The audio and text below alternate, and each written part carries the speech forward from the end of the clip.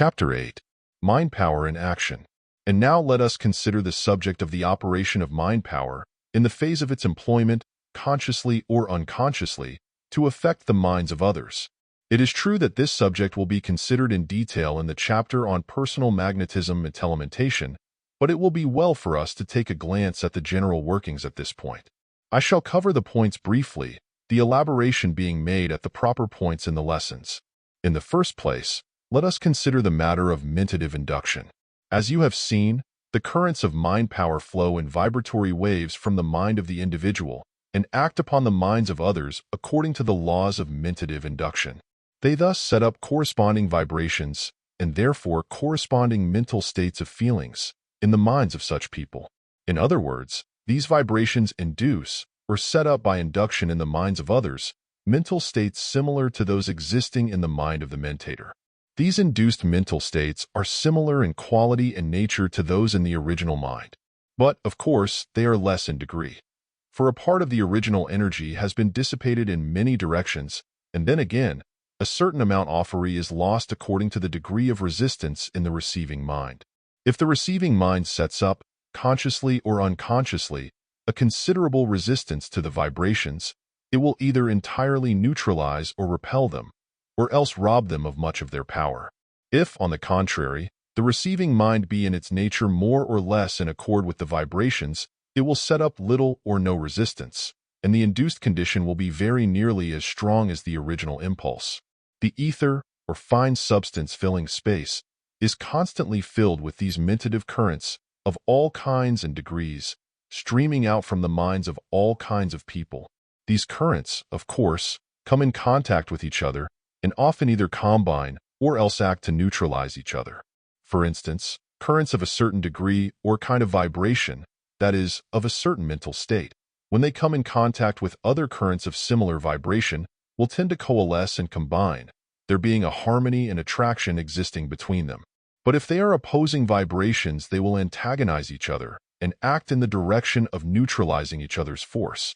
If they are of equal strength, both will lose power. But if one is much stronger than the other, it will lose only in the inverse ratio of its strength, and the weaker will suffer likewise. That is, the weaker will lose twice as much power as the stronger, and the stronger will lose only half as much as the weaker, supposing that the stronger is of twice the strength of the weaker.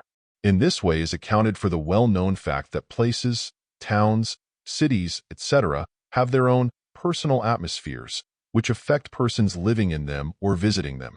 These personal atmospheres of towns arise from a combining, neutralizing, etc., of the various vibrations arising from mentative currents from the minds of the people living in the town.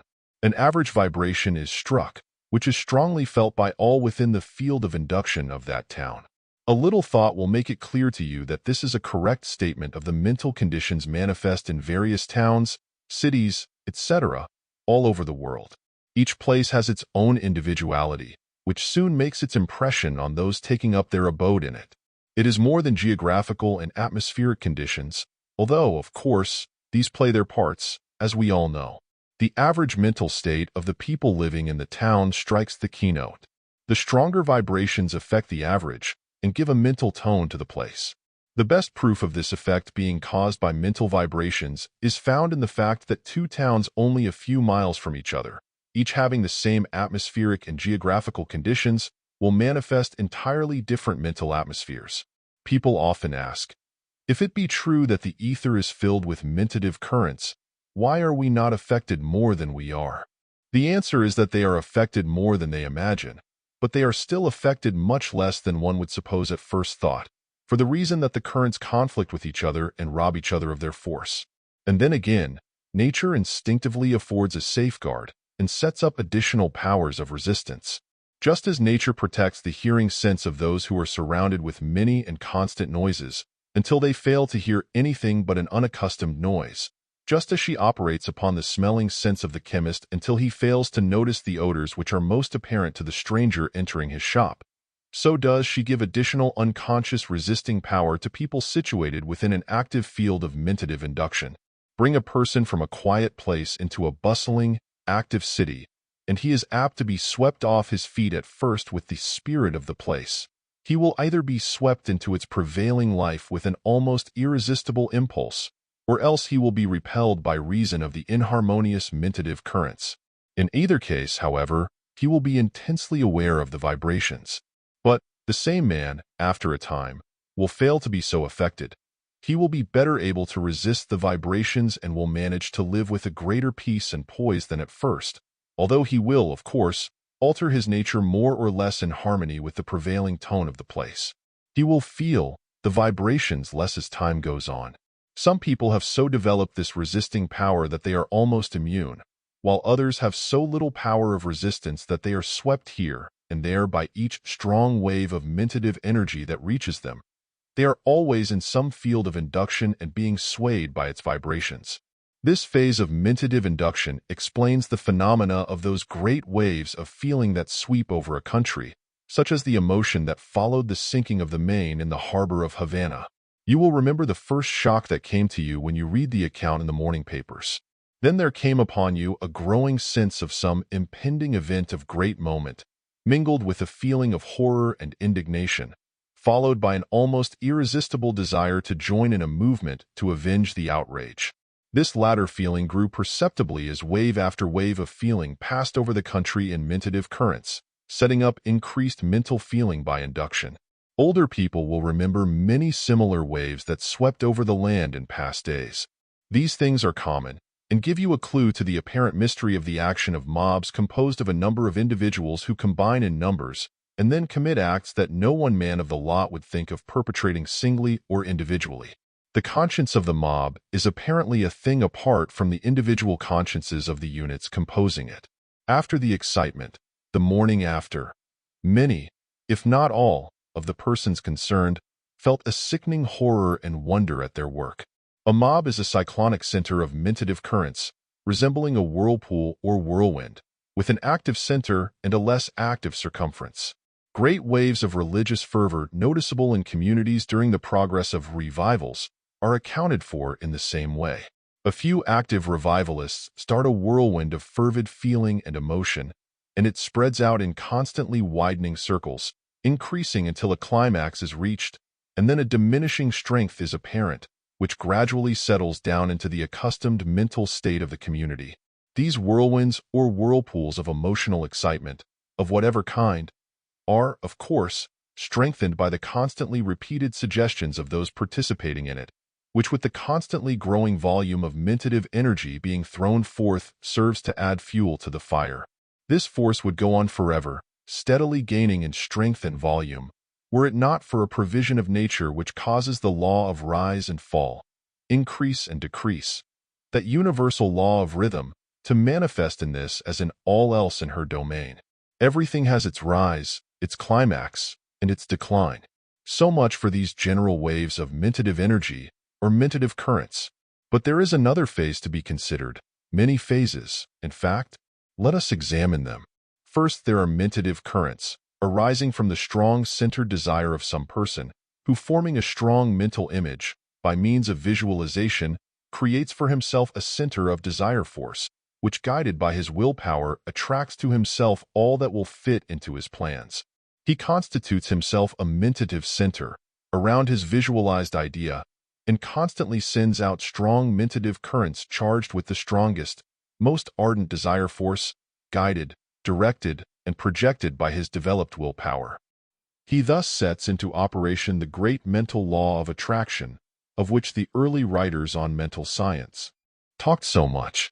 These mentative currents, charged with desire, spread out, and soon begin a rotary movement like a whirlpool, sweeping around and around, always drawing in toward its center persons and things tending to fit in with the plans of the center. The original desire in the man's mind is reproduced in kind in the minds of thousands of people by the law of mentative induction, and they all fall in with the plan, the degree, of course, depending upon the degree of positivity or negativity of the receptive mind, multiplied by the degree of positivity of the mentator. The great plans of the so-called captains of industry are carried out by reason of this law.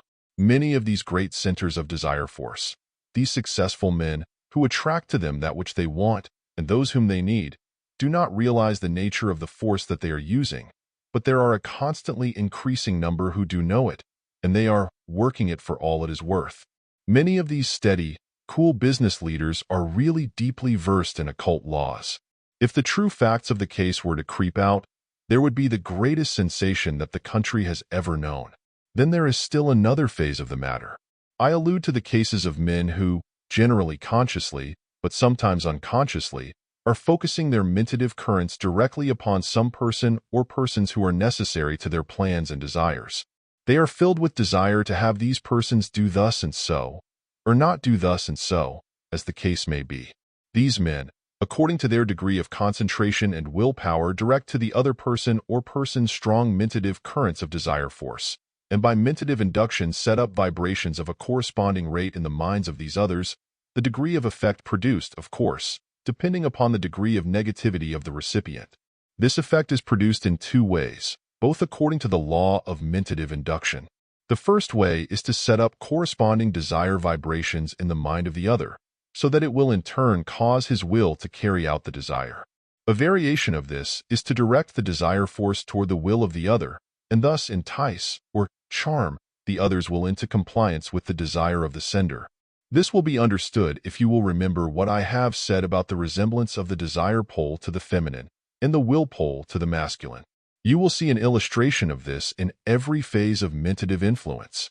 The second way is for the will of the sender to force its way past the will of the other and boldly make love to the desire of the other and endeavor to seduce it by mere strength and persistency until it accedes to his wishes.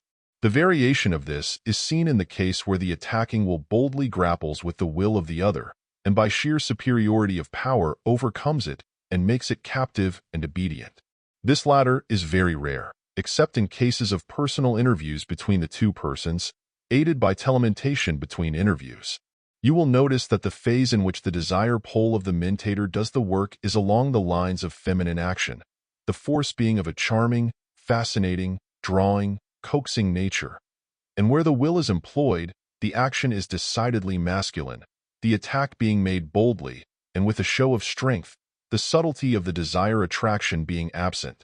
The giants in the art of mentative attraction combine poles in their attacks and work, and thus in the words of Uncle Remus, "De catch 'em cornin', and de catch 'em goin', like Brer Fox." Then again, there is the use of mentative induction in what is known as personal magnetism, which we will see in other chapters of this book. In this phase, the mentator pours forth his mentative currents, either in a general way, or else in a concentrated, directed manner, toward the other, in a personal interview. This is the secret of what is called personal magnetism, and also of that unaccountable, to the uninformed, manner which some people have of overpowering others by sheer strength of will.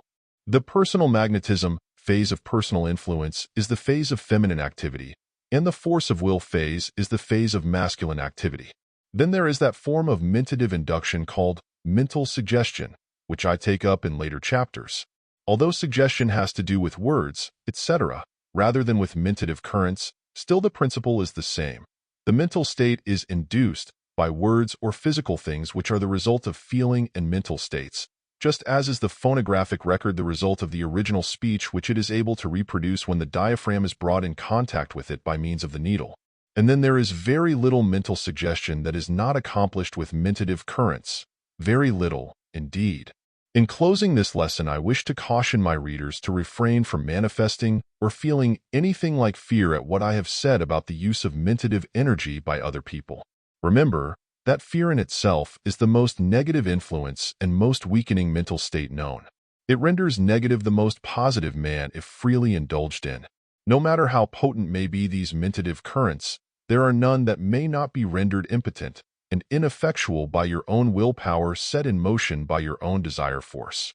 Each and every one of you have within you, and under your own control, a force that will render you perfectly and absolutely immune from undesirable mentative influence, no matter who may use it against you. Nature has blessed all of us in this respect. It makes no bane without its antidote, and does not depart from its rule in this phase any more than in any other. It supplies the means of self-protection to everyone, and always furnishes the defensive weapon to match the offensive one. As a matter of fact, you are defending yourself constantly, although you may not know it. Much of this defensive work is done along subconscious lines, but you are doing much of it consciously by the use of your will and spirit of individuality. You are using the mental no all the time, that is, unless you are some poor creature who is afraid to say no, even mentally, and if you are that, then this book is doubly needed by you. I shall instruct every student of this book in many different ways as we proceed with the lessons in this art of self-protection. No one who studies this book need ever again fear any undue influence on the part of others. I purpose to make mental masters of you and to teach you to throw off the bonds and shackles of mental slavery. I intend to make you strong, positive individuals instead of weak, negative personalities. There is nothing to be afraid of except fear. So the sooner you cast off fear, the better you will be, and the more advanced on the road to mastery. While this is not the place for exercises, still I want each and every one of you to start right in now and form a mental attitude of fearlessness and strength, that you may begin at once to send forth mentative currents of that rate of vibration. If you do so, and you will, I know, then you will begin to notice an improvement at once. You will begin to realize your increasing power, and you will also see that others are beginning to feel it. Begin today, this moment, to radiate mentative currents of strength and power in all directions.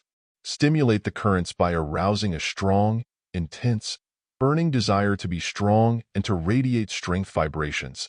Then back this up by the application of a strong, steady, masterful, and dominant will, and then the trick will be done. But right here, remember, first, last, and all the time, that it is not a mere matter of thin king, but a matter of feeling. Thoughts are cold, but feelings are warm, alive, and vital. Therefore, you must not merely think, I am strong, or say it like a parrot, but you must stir up your nature to its depth until you can really feel that you are indeed strong and possessed of the radiant energy of mentative force. Feeling is living thought. Everything that is worthwhile was produced by this feeling thought. Feeling, desire, emotion, passion, wanting, willing, demanding. These are the things that have creative power.